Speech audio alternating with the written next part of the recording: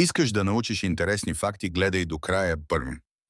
Пиенето на вода сутрин на гладно активира метаболизма и помага за детоксикация на организма.